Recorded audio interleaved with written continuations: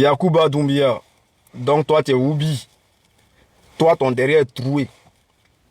Jean, toi, t'es Jean Passoire. Et puis, c'est toi qui as mauvais fond. Ton derrière est troué et puis tu as sale comportement.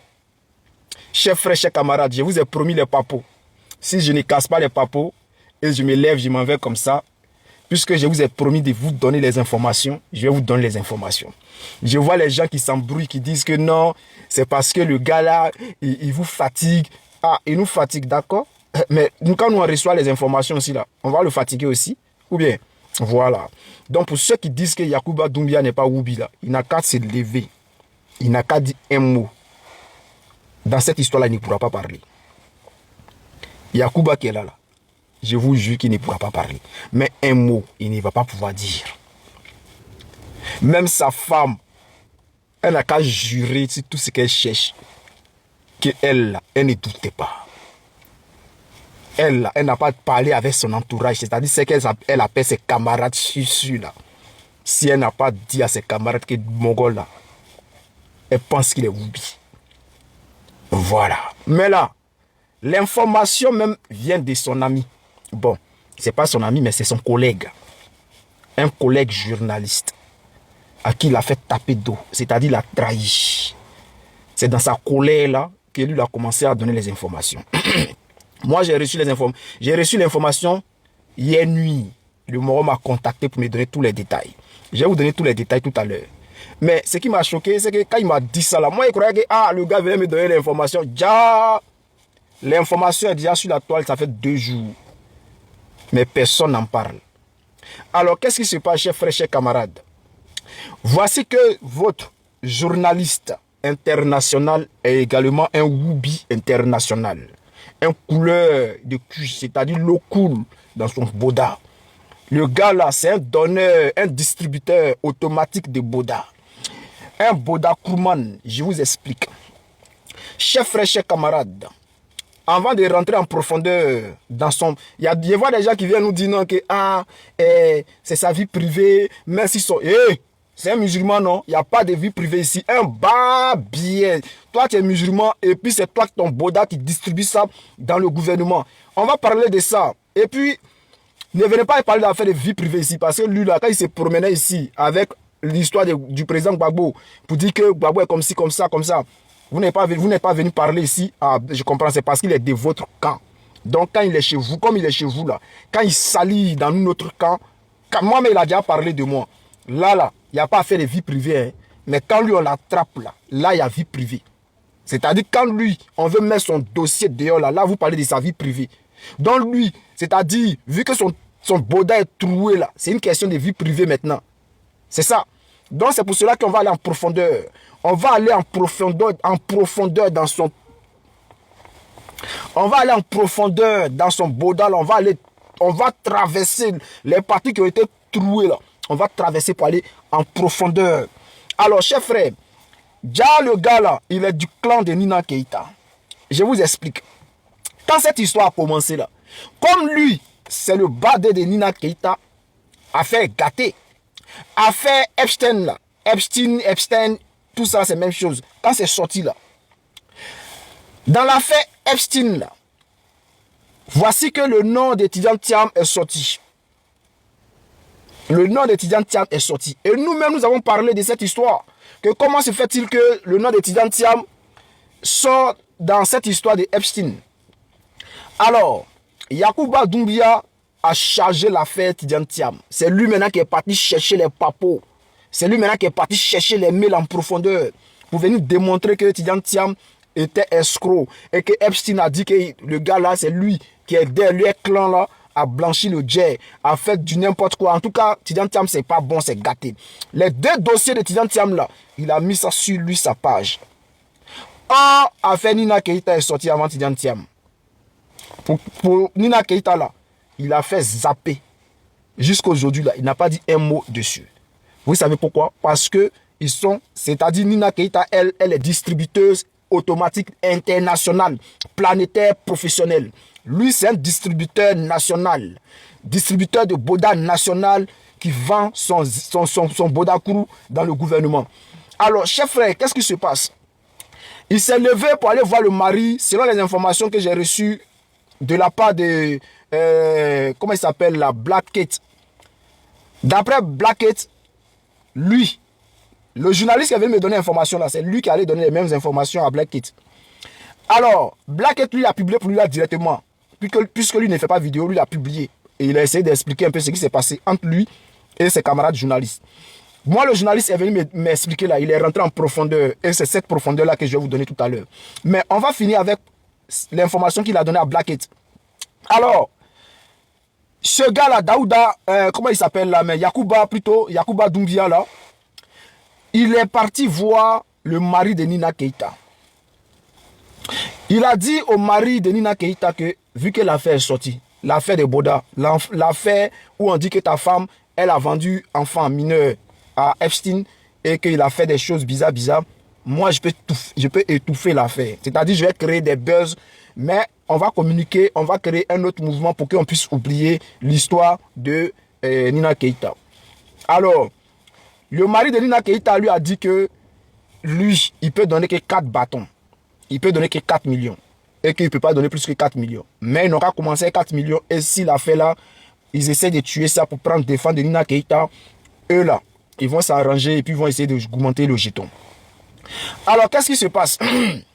Voici maintenant que lui, on lui donne les 4 bâtons. Lui, Doumbia. Doumbia prend les 4 bâtons, il appelle ses amis journalistes.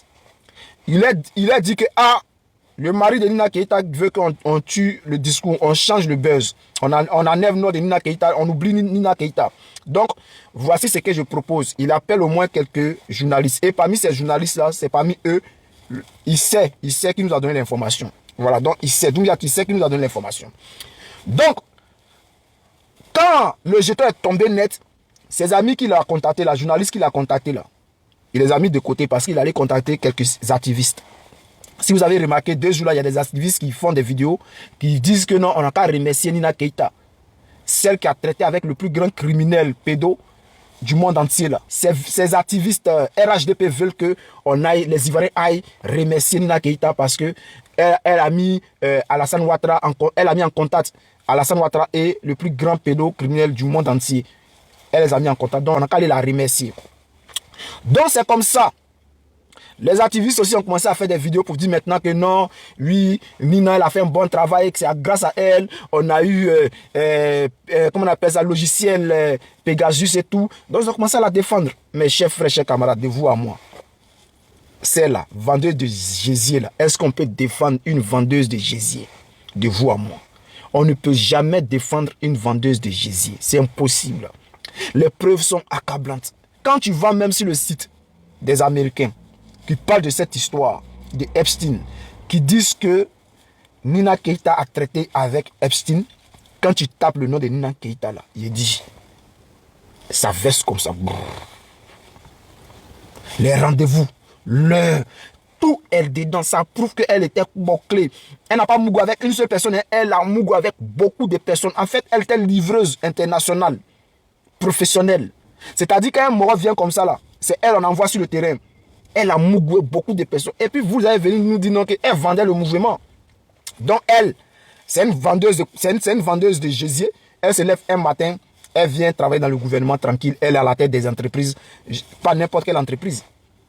Alors, chers frères, on va revenir sur le Woubi international de Côte d'Ivoire. Le Pocléa, celui-là qui vend son boda au ministre en Côte d'Ivoire. On va revenir sur lui.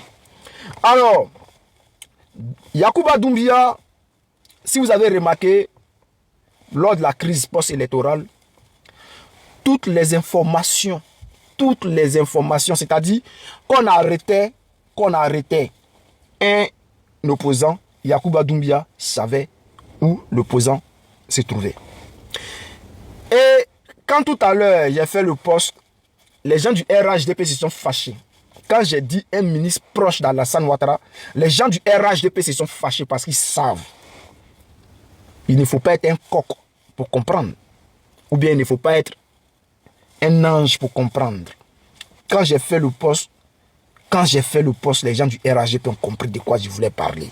Et parmi eux là, ces personnes là, il dit, beaucoup ont l'information.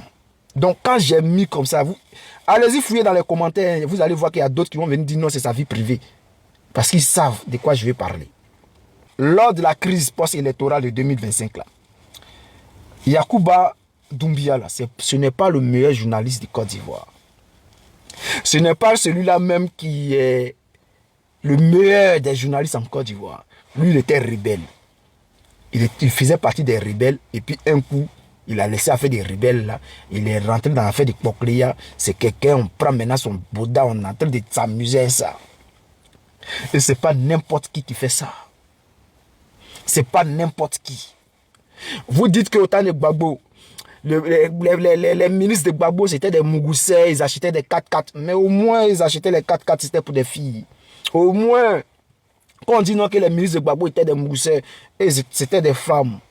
C'est pas interdit. Dans notre culture, là, c'est pas interdit. Mais voici des gens qui se font passer pour des musulmans et qui passent leur temps à livrer les Bouddhas. Alors, Yacouba Doumbia, lors de la crise post-électorale de 2025, avait toutes les informations. Mais est-ce que vous saviez qu'il lui donnait les informations? Les encagoulés qui allaient arrêter les gens là, qui allaient enlever les gens là, ils ont un chef. Et ce chef-là, vous le connaissez tous. Quand ces personnes arrêtaient les gens, ils envoyaient ces opposants-là dans les résidences là. Ils prenaient une photo. Vous connaissez tous le mur. Quand ils prenaient la photo, ils envoyaient ça à leur responsable, le patron. Le patron là, c'est lui qui guettait le cul de Yacouba Doumbia. Le journaliste qui m'a donné l'information là, il dit Yacouba Doumbia soit avec un ministre proche d'Alassane Ouattara. Il ne m'a pas dit le nom, hein, mais je sais c'est qui. Parce que lui-même m'a dit fais le lien. Toi-même, quand tu imagines qui pouvait donner ces informations-là à Yacouba Doumbia, c'est le patron des encagoulés. Le patron des patrons des encagoulés. C'est-à-dire quand les encagoulés finissaient le travail là, et ils envoyaient ça au patron pour dire voici le bar. Et le patron envoyait à son amant. Parce que le patron lui-même il est marié. Donc il sort avec Yacouba Doumbia là. C'est son amant. Bon, moi je ne comprends pas. Il y a un mot qui est vilain quoi là. Titan un mot. Bon, il ne comprend pas les mots, les Woubi là même. Moi je n'arrive pas à comprendre quoi. Les Woubi là, je n'arrive. Moi qui est vilain quoi. Tu sais lui, Titan le Gbede. Ces médicaments vous faites ou bien? Ces médicaments vous faites? Parce que moi qui est vilain quoi, Titan le Gbede. Yacouba Doumbia, c'est. Tchè! Tchè! Il a quoi? Hey! Non, les Woubi, vous êtes bêtes quand même, hein. Non. Tchè! Ces médicaments, si c'est pas un médicament là, je ne peux pas comprendre que quand tu vois Yacouba Doumbia là, tu sais que c'est un mort, mais ça bouge sang. Et puis quand le réamène, tu sais que c'est un mort. Donc je n'arrive pas à comprendre comment les morts. Le ministre aussi, ça, ces médicaments, il fait. Ces médicaments, si c'est pas un médicament, c'est pourquoi? Ces médicaments, vous faites. Alors, chers frères, chers camarades, je sais qu'il y a beaucoup qui vont dire non, tu racontes quoi, tu dis quoi. La vérité fait mal. Mais c'est ce qu'est la vérité. Le pouvoir de Ouattara est pourri. Le pouvoir de Ouattara est pourri. Aujourd'hui, là, vous voyez qu'aujourd'hui, là, les Woubi, ils s'affirment comme ça. Vous voyez aujourd'hui des garçons, des jeunes frères en Côte d'Ivoire qui portent habits de femmes sexy et puis ils dansent, ils font des bêtises. Tout ça là, ce qui autorise ça, c'est parce qu'en haut là-bas, là, eux tous c'est les Woubi. Eux tous c'est les Woubi. Nous, quand on est en Côte d'Ivoire, nous là, quand on est au pouvoir là, vous avez vu Woubi venir, quelqu'un a venu porter habit de femme pour venir danser. On te trouver chez toi en piste, on te daba. On te daba, non. Yeri, c'est pas ceux qui sont là. C'est un gouvernement Woubi. Donc Yacouba Doumbia là, c'est un sévère. C'est un sévère de cul. Maintenant, Yacouba Doumbia, tu es garçon là, faut sortir, tu vas parler. Preuve qu'on va apporter derrière là, tu vas pas croire. Tu vas pas croire.